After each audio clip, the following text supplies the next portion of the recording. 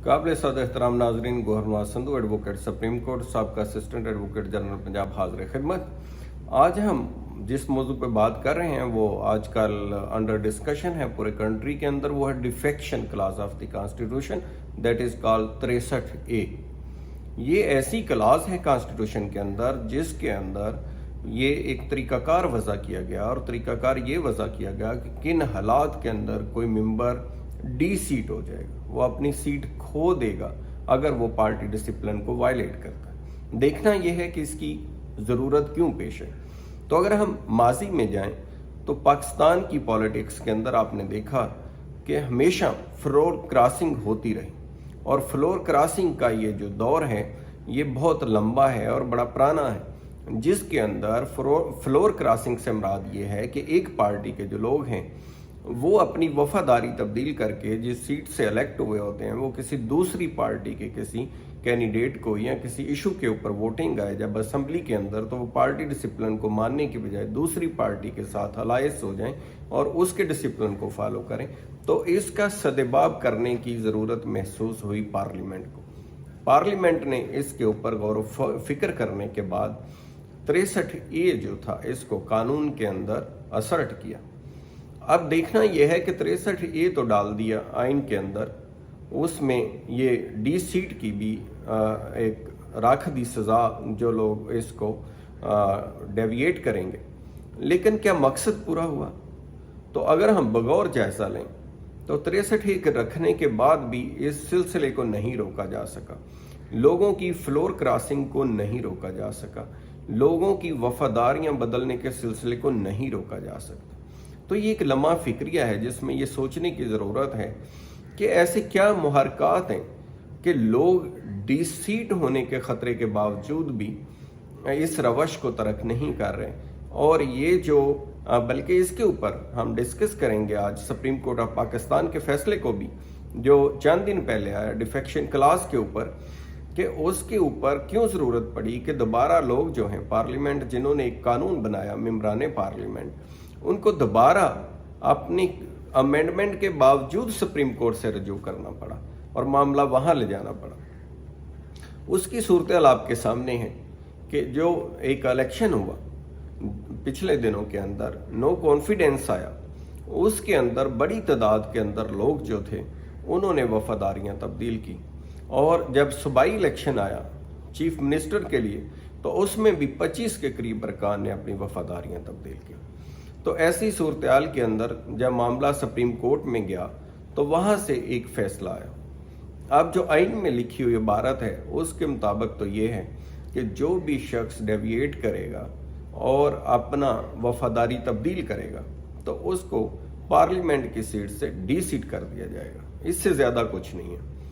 और उसके लिए जो वो अलग बात है कि अखलाकी कदरें क्या हैं, जैसे कि बेहतर तो ये होता कि अगर कोई भी मेंबर जो है वो अगर समझता है कि वो पार्टी की पॉलिसी जो है उसे इनहराफ करता है, या वो समझता है कि पार्टी की पॉलिसी दुरुस्त नहीं रही, या उसे कोई वो मुतफिक नहीं है पार्टी पॉलिसी से, तो सबसे बेहतर हाल है कि वो रिज़ाइन करे, और रिज़ाइन करके दोबारा जाके अपने आप को अवाम के सामने पेश करे और अपनी सोच और नज़रिए को अवाम के सामने रखे, और फिर अवाम पे छोड़ दे कि वो उसका क्या फ़ैसला करते हैं। वो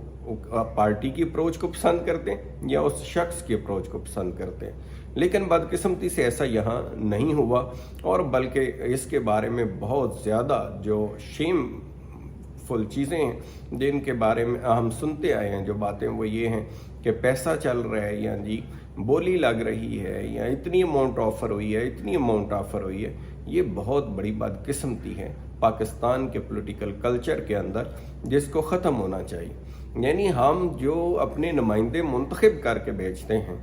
अगर वो फॉर सेल हैं तो फिर वो हमारी नुमाइंदगी क्या करेंगे? वो आम आवाम के हकूक़ की बात क्या करेंगे? वो अवाम का मुद्दा वहाँ क्या पेश करेंगे? बल्कि वो तो अपना बिजनेस चला रहे हैं, वो तो एक कारोबारी डील कर रहे हैं उधर। तो मतलब ये है कि ऐसे लोग किसी भी तरह से अवाम की नुमाइंदगी करने के हकदार नहीं हैं, और अवाम को भी इसके ऊपर गहरी नज़र रखनी चाहिए कि वो किन लोगों को मुंतखब कर रहे हैं। वो पार्लियामेंट में जाके उनके मफादात का तहफ़्फ़ुज़ करेंगे, یا اس کو بھی اپنا بزنس سمجھ کے اور اپنے آپ کو برائے فروخت پیش کر دیں گے کہ ہماری بولی لگاؤ اور ہم بکنے کے لیے تیار ہیں۔ تو یہاں اس چیز کو روکنے کے لیے معاملہ آپ نے دیکھا سپریم کورٹ چلا گیا۔ جب معاملہ سپریم کورٹ چلا گیا تو اس کے مختلف پہلوؤں کا جائزہ لینے کے لیے اس کے اوپر ایک بینچ بیٹھا، جس کے اندر 5 رکنی بینچ تھا، جس کے اندر 3 ججز نے یہ فیصلہ دیا کہ قانون کے اندر جو لکھا ہوا ہے کہ جو لوگ بھی ڈیویٹ کریں گے وہ ڈی سیٹ ہو جائیں گے، اس حد تک یہ بالکل فیصلہ ٹھیک ہے اور وہ ڈی سیٹ ہو جائیں گے۔ اور ساتھ ساتھ اضافی طور پر ایک چیز کہی گئی، اضافی طور پر یہ کہا گیا کہ نہ صرف وہ ڈی سیٹ ہوں گے بلکہ جو ووٹ وہ کاسٹ کریں گے انہیں کاؤنٹ نہیں کیا جائے گا۔ بے شک پارٹی کا جو ہیڈ ہے وہ اس کے لیے کمپلین کرے یا نہ کرے، جو ہی وہ پارٹی کو ڈیویٹ کر کے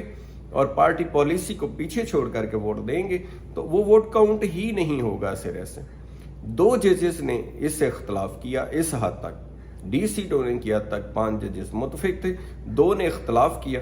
انہوں نے کہا کہ ہم کیونکہ آئین کے اندر پارلیمنٹیرینز نے جو آئین بنایا ہے 63 انسرٹ کی ہے، ان کی جو منشا تھی وہ اس حد تک تھی کہ ان کو ڈی سیٹ کر دیا جائے، یہ سزا کافی ہے۔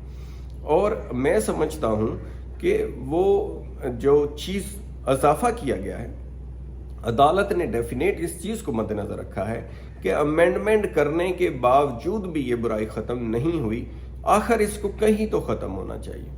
اور عدالت نے مزید انٹرپریٹیشن کے اندر جو عدالت کا اختیار ہے وہاں اس حد تک کر دی کہ بھئی یہاں جو ووٹ کاؤنٹ ہی نہیں ہوگا سرے سے، جو لوگ بھی ڈیویٹ کریں گے پارٹی پالیسی کو، اور 63A کی روح میں شامل کر دی انٹرپریٹیشن۔ لیکن ابھی بھی افسوس کی بات یہ ہے کہ اس کے بعد بھی جو سلسلہ چل رہا ہے وہ رکا نہیں ہے۔ لوگوں نے فلور کراسنگ نہیں چھوڑی اور لوگوں نے اخلاقیات کا بھی جنازہ نکال دیا ہے۔ وہ عرابی بھی اپنے آپ کو فروخت کے لیے پیش کر رہے ہیں، اور اس کا بھی کوئی سپریم کورٹ کے فیصلے کا فائدہ ضرور ہوا، کچھ کمی آئی، لیکن ابھی بھی یہ سسٹم مزید اس بات کا متقاضی ہے کہ اس کے مزید سدباب کیا جائے اور ایسی کوئی راہ نکالی جائے کہ لوگوں کے پاس یہ کسی طرح سے بھی آپشن نہ رہے۔ جیسے کہ ایک آپشن یہ رہ گئی کہ کوئی بھی بندہ اپنے آپ کو ابسینٹ کرے گا، اور آپ نے دیکھا کہ کچھ لوگ ابسینٹ کرتے ہیں۔ تو یہ چیزیں جو ہیں اصل کے اندر بنیاد یہ ہے کہ اخلاقی طور کے اوپر جب تک ایسے لوگ آگے نہیں آئیں گے جو فار سیل نہیں ہوں گے، جو حلقے کی عوام کو مقدم سے پورے پاکستان کی عوام کو مقدم سمجھیں گے، ان کی رائے کا احترام کریں گے اور اپنے آپ کو ان کے لیے وقف کریں گے، اور اپنا ان کے لیے صرف ان کا مقصد یہ ہوگا کہ ہمارا ملک ترقی کرے اور ہم دنیا کے اندر پاکستان کو بھی ترقی یافتہ ممالک میں شامل کریں، اور جو بنیادی طور پہ کام ہے منتخب نمائندوں کا کہ وہ لیجسلیشن کریں، اپنے آپ کو وہاں تک محدود کریں گے۔ اور پارٹی پالیسی سے اگر اختلاف ہے تو وہ ڈیفینیٹ ان کا حق ہے، وہ ریزائن کریں اور دوبارہ الیکشن لڑ کر کے آ جائیں۔ اگر عوام کو ان کی بات پسند آئے گی تو ٹھیک ہے، اگر نہیں پسند آئے گی تو پھر بھی ٹھیک ہے، یا چھوڑ کے پارٹی کو دوسری کا انہیں منشور پسند ہے اس میں جانا چاہتے ہیں، کوئی مشکل نہیں ہے، ریزائن کریں اور دوسری پارٹی کو جوائن کر لیں جس کے ساتھ وہ سمجھتے ہیں کہ ان کا منشور زیادہ ملتا ہے۔ لیکن یہ کسی طرح سے بھی نہیں ہونا چاہیے کہ وہ الیکٹ ایک پارٹی سے ہوں اور اپنے آپ کو فروخت کر کے یا فلور کراسنگ کر کے دوسری پارٹی کے اندر چلے جائیں،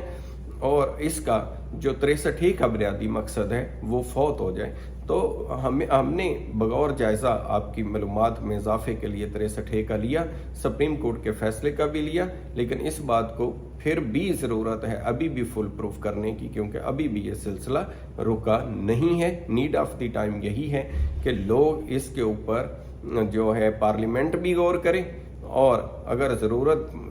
ہونی نہیں چاہیے ضرورت کہ سپریم کورٹ کے اندر معاملات جائیں، سیاستدانوں کو اپنے معاملات خود ہی حل کرنے چاہیے، کیونکہ سیاستدان جو ہوتے ہیں وہ وزڈم آف سوسائٹی ہوتے ہیں، وہ ان کو اپنا نمائندے کے طور پہ عوام الیکٹ کر کے بھیجتی ہے۔ تو بہتر یہ ہے کہ تمام معاملات، پارلیمنٹ سپریم ادارہ ہے تو وہ اپنے معاملات کو خود حل کرے اور انہیں عدالتوں کے اندر کبھی نہیں جانا پڑنا چاہیے، اور اس کا بھی وہ کوئی نہ کوئی سدباب کریں کہ آخر کہیں نہ کہیں اس سلسلے کو رک جانا چاہیے۔ عوامی نمائندوں کی خرید و فروخت قابل شرم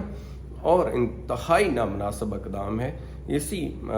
کے ساتھ میں اجازت چاہوں گا. اپنا خیال رکھیے گا اور میرا چینل جو ہے YouTube need of the time with Gohar Sindhu اس کو سبسکرائب کریں تاکہ اس سلسلے کی باقی ویڈیوز بھی آپ تک پہنچتی رہیں.